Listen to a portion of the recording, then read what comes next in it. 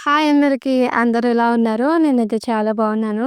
మీరు బాగుండాలని మనస్ఫూర్తిగా కోరుకుంటున్నాను. టైమ్ వచ్చేసైతే మార్నింగ్ 5:11 అవుతుంది. ఇది మండే రోజు చేసిన వ్లాగు. ఇక మార్నింగ్ లేవగానే ఒక కొద్దిసేపు కూర్చున్నా. ఇక పిల్లల కోసం అయితే టిఫిన్‌లోకి ఇడ్లీ చేస్తున్నా. నేను వాళ్ళకి స్కూల్ 7:30కి అయినా కూడా 5:00కి ఎందుకు లేచి పని చేస్తా అంటే, ఇప్పుడు ఎట్లా అంటే వాళ్ళు పోయేసరికి నేను టిఫిన్ వర్క్ మొత్తం కంప్లీట్ చేసుకుంటాను. ఇప్పుడు నేను అదే లేట్ లేసి హడావిడిగా టిఫిన్ చేసి, మళ్ళా వాళ్ళకి స్నానం చేయించినట్టు స్నానం చేసి, రెడీ అయ్యి, ఇలా పంపించే హడావిడి అంతా నాకొద్దు అని చెప్పేసి నేను అందుకే పొద్దున్నే అయితే లేస్తాను. పొద్దున్న లేసి పిల్లలిద్దరు లేవక ముందుకే టిఫిన్ రెడీ చేసి ఆడబెడతా. అది చల్లరేలోపు విషమ్మకి లేపి స్నానం చేయిస్తా. ఆ తర్వాత మళ్ళీ తనని రెడీ చేసినాక తనకి టిఫిన్ పెట్టేసి, తను స్కూల్‌కెళ్ళిన తర్వాత కన్నయ్యని లేపి స్నానం చేసి రెడీ చేపిస్తా అనమాట. అందుకే నేను ఎప్పుడైనా సరే పొద్దున్నే పనైతే స్టార్ట్ చేస్తాను. ఈరోజు ఇడ్లీ చేస్తున్నాను కదా! నైటే పిండి కలిపి పెట్టినా.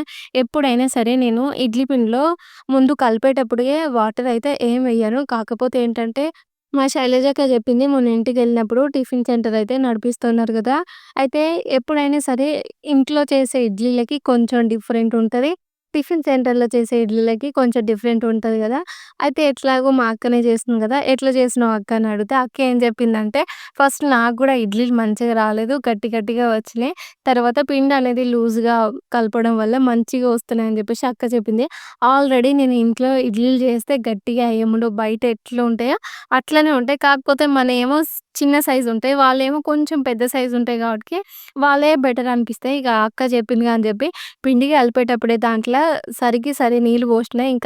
ఇక అక్క నాకు ఇట్లా కలపాలి అని చెప్పేసి తను ఇడ్లీ చేయడం కోసం పెద్ద క్వాంటిటీలో పిండి ప్రిపేర్ చేస్తది కదా! అది చూపిస్తే అది చాలా లూజ్‌గా ఉంది. నేను కూడా అగో గట్లనే లూజ్‌గా చేసి ఇడ్లీలయితే పెట్టేసినా. నాకు ఇడ్లీలు అలా పెడుతున్నప్పుడే అనిపిచ్చింది పిండి అటు ఇటు జారుతుంది. అనవసరంగా నీళ్ళు పోషినా అని జెప్పి. ఇక నేను గ్యాస్ మీద చేస్తున్న హీటర్ అనేది స్ప్రింగ్ పోయింది.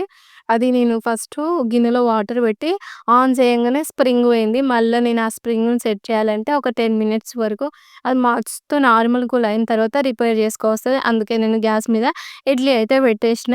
అయితే ఇడ్లీ కోసం పెట్టిన నీళ్ళుంటాయి గదా! ఆ నీళ్ళు ఎక్కువైతే ఒక 3 సార్లు బయటికి తీషిన. ఏందో ఏమో తెలవదు. నేను ఇడ్లీలనే నీళ్ళు ఎక్కువైనాయి అనుకుంటే గిన్నెలో గూడా నీళ్ళు ఎక్కువైనాయి. గిన్నెల నీళ్ళు ఎక్కువైతే ఏంటంటే అవి ఇడ్లీలనేవి ఉడుకుతున్నప్పుడు ఈ వాటర్ గూడా ఇట్లా ఉడుకుతున్నట్టు పైకి కిందకి పోతుంటాయి గదా! అప్పుడు ఇడ్లీలలో కలిసి మొత్తం లిక్విడ్‌గా అయిపోతది. అందుకే నేను మొత్తం సగం వరకు నీళ్ళని తీసేసి ఇడ్లీ అయితే పెట్టినా. ఒక పక్క ఇడ్లీ అయితే ఉడుకుతుంది గదా! ఇంకో పక్కన వచ్చేసేమో చట్నీ చేస్తున్నా. తర్వాత నిన్న నైట్ తోమిన గిన్నెలుంటాయి గదా! ఆ గిన్నెలో ఒకటొకటిగా సదురుకుంటున్నా. అసలు నాకనిపిస్తది పొద్దుందాకా ఒక పనుంటది. నైట్ 6 అయిందంటే మళ్ళా 9:30, 9:40 వరకు అసలు పనే తీరదు తెలుసా! ఏదో ఒకటి ఉంటూనే ఉంటది. పొద్దుగాల ఎంత పనుంటదో పొద్దుకంగా గూడా అంతే పనుంటది. ఎవరైనా సరే మార్నింగ్ టైమ్‌లో రిలాక్స్ అయినట్టు ఉండరు. పని జేసుకుంటారు. కానీ నైట్ టైమ్‌లో రిలాక్స్ అయినట్టు ఏం పని లేనట్టుగా సినిమాలు జూసుకుంటా, లేదు అంటే ఫోన్‌లు జూసుకుంటా, ముచ్చట్లు పెట్టుకుంటా ఆ టైం అంతా అయిపోతది. నాకట్లా గాదు. కిచెన్‌లోనే అయిపోతది నాకు. సగం పని పిల్లలతోనే అయిపోతది. ఏంటిది నాన్న? వాట్? ఏంటిది? యూనిఫామ్‌కి చూడు పౌడర్ ఎట్లాంటిదో. నేనెందుకు అంటిచ్చినే పౌడరు? నువ్వే అంటుకున్నావు. దులుపు నాన్న. కర్చీపు తీసుకున్నావా? హ్యాండ్ కర్చీపు? మరి ఏం చేద్దామని పోతున్నావు స్కూల్‌కి? హ్యాండ్ కర్చీపు వద్దా? పో కూలర్ మీద ఉంది తెచ్చుకోపో. విషమా ఈడ ఫ్లవర్స్ చూపిస్తానికని చెప్పి నన్ను పిలిచింది. నేనేమో తన స్కర్ట్‌కి పౌడర్ అంటుందని చెప్పినా గదా! హ్యాండ్ కర్చీఫ్ లేదంటే, నేను ఈరోజు ఫస్ట్ టైమ్ అడిగిన తనని స్కూల్‌కి ఏం చేద్దామని పోతున్నావు అంటే, తను అందుకే షాక్ అయ్యి చూస్తుంది నన్ను. ఇగో మా ఇంటి దగ్గర గేట్ కాడ ఈ పువ్వులైతే పూసినాయి. ఇవి ఏమంటారో నాకు తెలవదు గానీ, ఈ పువ్వులు చూడడానికైతే మంచిగా ఉంటాయి. ఇప్పుడు దూరం నుంచి చూసినామనుకో మంచిగా పింక్‌గా అనిపిస్తాయి. అదేంది సరిత పింక్ ఆల్రెడీ పింక్ కలర్‌లోనే ఆ ఫ్లవర్ ఉన్నాయి. మళ్ళా పింక్‌గా కనిపించేదేంది అని చెప్పి మీరు అడగొచ్చు గానీ, అన్నీ ఒకే దగ్గర ఉండేసరికి మంచిగా కనిపిస్తాయి. ఇక విషయము చూసింది గదా! చూసిన తర్వాత నాకు చెప్పింది. అంటే నైట్ మొగ్గలుగా ఉండి తెల్లగైతే పువ్వులు పూస్తాయి.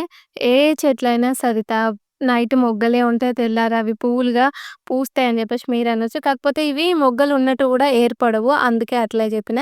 విషయం అయితే స్కూలుకి పోతుంది. ఇగ కన్నయ్యనైతే రెడీ జేయాలని జెప్పి తననైతే లేపడానికొచ్చిన. నైట్ బట్టలు ఆరకపోతే మళ్ళీ అవి తీసి బెడ్ మీదేసి బియ్యం కడిగైతే పొయ్యి మీద పెట్టిన. నేనొచ్చే వరకు అన్నం అయితదా కాదా చూద్దాము. ఇప్పుడైతే కన్నయ్యని స్కూల్లో అయితే దింపడానికెళ్తున్నాను. నేనెప్పుడైనా సరే మార్నింగు ఇప్పుడు టిఫిన్ జేస్తాను గదా! ఇప్పుడు 5కి స్టార్ట్ జేసినానుకో 5:20కి, 5:30కి అట్లా టిఫిన్ స్టార్ట్ జేస్తే 6:20 వరకల్లా టిఫిన్ చేయడం అయిపోతది. ఆ తర్వాత ఇల్లు ఊడుస్తాను, ఇల్లు తుడుస్తాను. తుడిచిన తర్వాత ఈ లోపుగా టిఫిన్ అయితే చల్లారిపోతది గదా! మళ్ళా వాళ్ళకి బాక్స్‌లలో పెట్టిన తర్వాత 6:45, 6:57 అట్లా అవుతుంటది అప్పటికే. ఇగ అప్పటికి నేను విషమని లేపి తనని రెడీ జేసేసి స్కూలుకి పంపించేస్తా. తను స్కూలుకి వెళ్ళగానే మళ్ళా తను 7:30కి స్కూలుకెళ్తది. తను స్కూలుకి వెళ్ళగానే నేను గూడా ఫ్రెష్ అప్ అయిపోయి తనని లేపి తనకు గూడా స్నానం జేయించయితే మళ్ళా నేను తనని టిఫిన్ బెట్టేసి తర్వాత అక్కడ ఉన్న టిఫిన్ గిన్నెలుంటాయిగా అవి తోముకొని మళ్ళా ఇల్లు మొత్తం సదిరేసుకొని నేను కన్నయ్యని స్కూల్లో దింపేసొస్తాను. ఎప్పుడైనా సరే మనం ఇంట్లో పనైనా సరే ఏ పనైనా హడావిడిగా జేస్తే మనతో పాటుగా మన పిల్లలకు గూడా విసుగొచ్చేస్తది. మార్నింగ్ టైము ఫ్రెష్‌గా స్టార్ట్ అవ్వాలి కాబట్టి నేను వాళ్ళని హడావిడిగా పెట్టను. అందుకే కొంచెం నాకు కష్టమైనా గూడా పొద్దున్నే లేస్తా. లేచినాక ఆ పనులన్నీ జేసుకుంటా. ఈలోపు అయితే విషమని కన్నయ్యని ఇద్దరిని స్కూల్లో దింపేసొచ్చాను గదా! వచ్చేలోపు అన్నం కూడా కొంచెం అయితే గంజయితే వంపేసాను.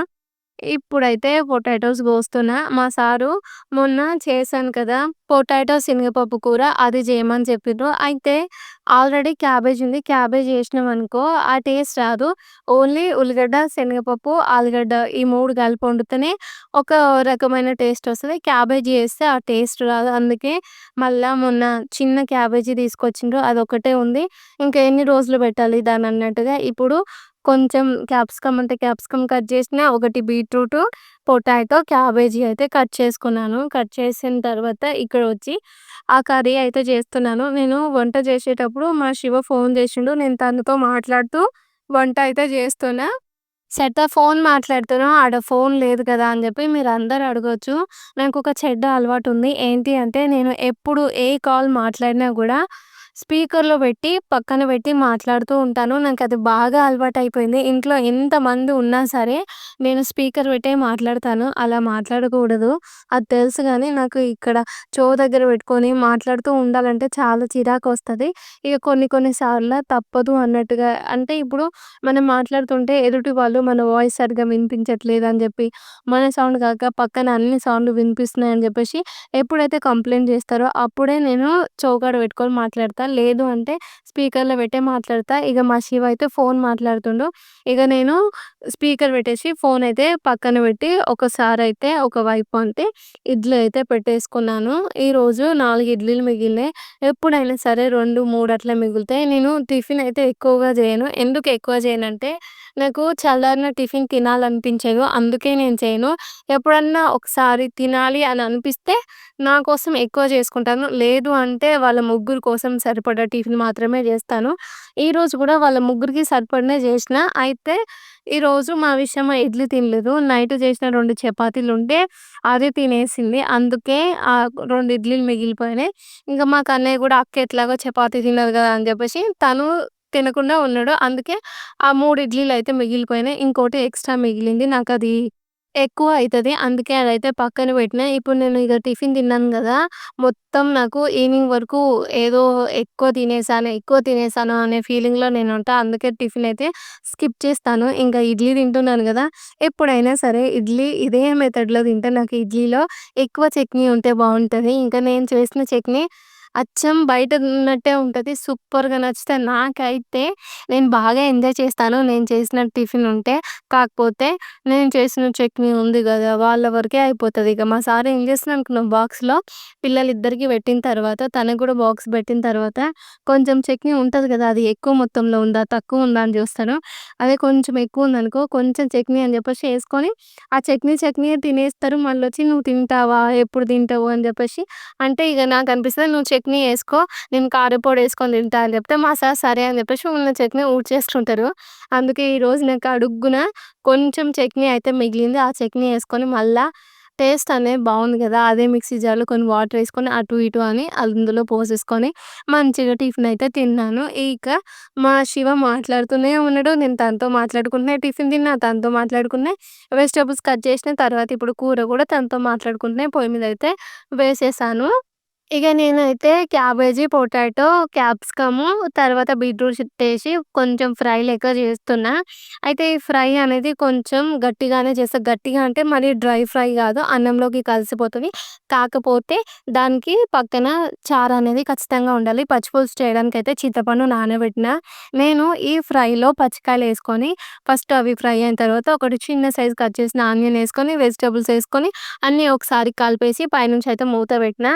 ఇప్పుడు ఇవన్నీ నేను వేసిన వెజిటబుల్స్ ఉన్నాయి గదా! అవి నేను మాడిపోకుండా ఊకే 5 నిమిషాలకి, 5 నిమిషాలకి కలుపుతూ చక్కగా అయితే ఉడికించుకోవాలి. నేను వాడేది కరెంట్ హీటర్ కదా! అందుకే కింద ఊకే మాడిపోతూ ఉంటది. నేనైతే ఈ కూర పొయ్యి మీద ఏసినప్పటి నుంచి దించే వరకు ఒక 20 సార్ల వరకు నేను కలపొచ్చు. అగో గట్లుంటది కరెంట్ హీటర్‌తోని. ఇగ మొన్ననే నెయ్యి చేసినా గదా! నాకు ఈ మధ్యల ఈ నెయ్యి చేయాలంటే అబ్బా! అని జెప్పేసి చిరాకుగా అనిపిస్తుంది. ఎందుకంటే నేను రోజు 1 లీటర్ మిల్క్ తీసుకుంటాను గదా! అవి కూడా బర్రె పాలు తీసుకుంటాను గదా! దాని పైనుంచి మీగడ అంటే పాలు వేడి చేసిన తర్వాత ఫ్రిడ్జ్‌లో పెడతాం గదా! ఈవినింగు లేదా నేను నెక్స్ట్ రోజు మార్నింగు మీగడ అనేది తీస్తాను. ఆ మీగడ తీసిన ఇంకా వారం రోజుల వరకే బాక్స్ మొత్తం నిండిపోతుంది. ఇంతకుముందుకేమో 20 రోజులు, 25 రోజులు అట్లా పట్టేది. నెలకి ఒక్కసారో లేదా అంటే 2 సార్లో నెయ్యి చేసేదాన్ని. ఇప్పుడు అట్లా కాదు. వారానికి, వారానికి నెయ్యి చేయాల్సొస్తుంది. ఈరోజు నెయ్యి చేసిననా మళ్ళా 5 రోజులు, 6 రోజులు కాగానే ఆ బాక్స్ అనేది నిండిపోతుంది. ఓవర్‌ఫ్లో అయిపోతుంది ఇంకా ఫ్రిడ్జ్‌లో. అందుకే ఇగ రోజు రోజు చేయాల్సొస్తుంది. అదే ఊకే చేయాల్సొస్తుంది. ఇప్పుడు గూడా సరే నేను అయితే అంతా కలిసి ఒక గిన్నెలో వేసుకొని నెయ్యి అయితే చేయడానికి అది ఉంటది గదా! ఒకటి. అది పప్పు స్మాషర్ ఉంటది కదా! దాంతోనే ఒక 4, 5 సుట్లు తిప్పేసి నీళ్లు పోసి వెన్న తీసి ఆ వెన్ననైతే వేడి చేయడానికి పక్క హీటర్ మీద పెట్టిననుకుంటా. ఆల్రెడీ పెట్టినా. నేను వీడియో చూసుకుంటూ వాయిస్ అయితే చెప్పలేదు. ఇగ ఇప్పుడైతే పచ్చి పులుసు జేయడానికైతే ఉల్లిగడ్డ కట్ జేస్తున్నా. నేను పచ్చి పులుసులో ఉల్లిగడ్డ ఎక్కువే ఏస్తాను. అది నాకిష్టము. తర్వాత విషయమ్మకి గూడా నాకెంతిష్టమో తనకి అంతే ఇష్టము ఆనియన్స్. ఆనియన్స్ నాకు చాలా తినాలనిపిస్తది. తను అంతే. మాకు అన్నయ్యనేమో కొంచెం కర్రీలో ఎంత చిన్న పీసు ఆనియన్ కట్ చేసినా గూడా వెతికి తీస్తాడు. అట్లా అని జెప్పేసి నేను తినిపించేటప్పుడు ఒక చిన్న పీసే గదా! అని జెప్పి అట్లనే నోట్లో పెట్టినామనుకో అది ఎట్లా తగులుతదో తెలవదు. ఏనో తగులుతది. ఆనియన్ ఉందని జెప్పేసి నోట్లో నుంచి తీసేస్తాను. నేను కావాలనే కొన్ని సార్లు ఆయనకు ఆనియను అలవాటు చేయాలని జెప్పేసి కొంచెం మనం కర్రీలో ఏసినప్పుడు ఒక ఆనియన్ ఒస్తది కదా! నేను దాన్ని సెపరేట్ జేసి ఆయనకు అన్నం తినిపిస్తా. అయితే నేను కొన్ని సార్లు ఏం చేస్తా అంటే వీడికి తెలవాలే వీడు ఆటాడుకుంటూ అన్నం తింటుండు గదా! ఆనియన్ లోపల బుక్కలో ఉంటే వీడికేం తెలుస్తదని జెప్పేసి నేను కన్నయ్యకి అట్లనే అన్నం తినిపిస్తా. కానీ ఆయన అనుమానంగా నవ్వి అసలు ఆనియను ఏడుందో దాన్ని తీసేస్తారు. నేనేమో కామన్‌గా అన్నం తినేటప్పుడు దాంట్లో ఆనియన్ ఉందా, పచ్చిమిర్చి ఉందా నాకు పంటికే తగలవు. కానీ మాకు అన్నయ్య ఎట్లా ఐడెంటిఫై చేస్తాడో ఏమో నేనైతే షాక్ అయితా. ఇక ఇప్పుడైతే పచ్చి పులుసు చేయడానికి అన్నీ కలిపి పెట్టుకున్నా గదా! ఇక్కడైతే నెయ్యి మంచిగా అయితే మరిగిపోతుంది. చూస్తున్నారు గదా! ఎంత చక్కగా అంటే చక్కగెళ్తుంది. నేను నెయ్యిని చేసినప్పుడల్లా నాకు నేనే మురిసిపోతున్నాను. ఇంత మంచిగా నెయ్యెళ్తుంది. తర్వాత ఇంత ఫ్రెష్‌గా ఉంది. నేనెంత మంచిగా చేస్తున్నాను. పాలు ఎంత మంచిగా పోస్తుంది. ఆల్రెడీ ఒక బాటిల్ నిండిపోయింది. ఇంకో బాటిల్ గూడా ఈ నెల లోపల నింపేస్తానా అని జెప్పేసి నాకే అనిపిస్తుంది. ఊకే ఇంట్లో పనులు చేస్తుంటా, అటు ఇటు పోతుంటా, ఆ చల్లారిన నెయ్యి జూసుకొని అబ్బా! ఇంత మంచిగొచ్చింది. అబ్బా! ఎంత మంచిగొచ్చిందని జెప్పి నాకు నేనే అట్లా అనుకుంటాను.